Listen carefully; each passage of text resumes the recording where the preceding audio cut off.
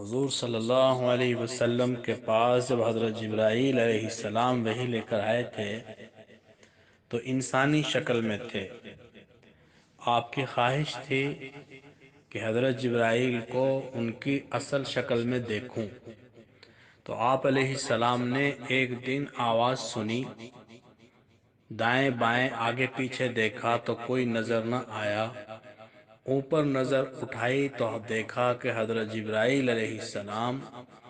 ایک کرسی پر تشریف فرما ہے، اور جدھر بھی نظر گھماتے ہیں ادھر ہی حضرت جبرائیل علیہ السلام نظر آتے ہیں۔ اور اتنی دیر تک آپ صلی اللہ علیہ وسلم ان کو دیکھتے رہے، اور آپ کو خیال بھی نہ گزرا کہ حضرت خدیجہ رضی اللہ تعالیٰ عنہ نے آپ کی تلاش کے لیے اپنے خادموں کو بھیجا،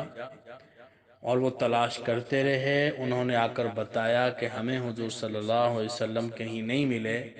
تو اتنے وقت تک حضور صلی اللہ علیہ وسلم حضرت جبرائیل کو دیکھتے رہے، لیکن اس سے بھی آپ کے اوپر ایک خوف سا طاری ہوا، اور حضرت جبرائیل علیہ السلام کے دیکھنے سے ایک رعب طاری ہوا، جس کو حضور صلی اللہ علیہ وسلم اپنے دل کے اندر محسوس فرما رہے تھے۔ تو واپس گھر تشریف لائے، اور وہی بات جو پہلی وحی کے وقت فرمائی تھی کہ مجھے کپڑا اڑاؤ، مجھے کپڑا اڑاؤ، تو آپ صلی اللہ علیہ وسلم کی نبوت کے ابتدائی دنوں میں یہ واقعہ بھی پیش آیا۔ ایک اہم بات جو ابتدائی دنوں میں پیش آئی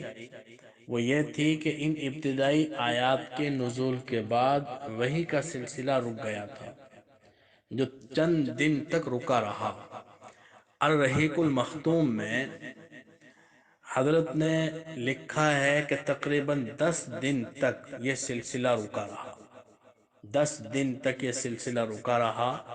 آپ صلی اللہ علیہ وسلم پر۔ اس کے بعد جب وحی کا آغاز ہوا تو پھر وحی تواتر کے ساتھ، تسلسل کے ساتھ جاری رہی۔ حضور صلی اللہ علیہ وسلم پر جو لوگ ابتدا میں ایمان لائے ان کو السابقون الاولون کہا جاتا ہے، اور ان کی تعداد تقریباً 40 بتائی گئی ہے۔ یہ وہ لوگ ہیں جو بالکل آغاز میں اسلام لائے تھے، بالکل ابتدا میں اسلام لائے تھے، اور انہوں نے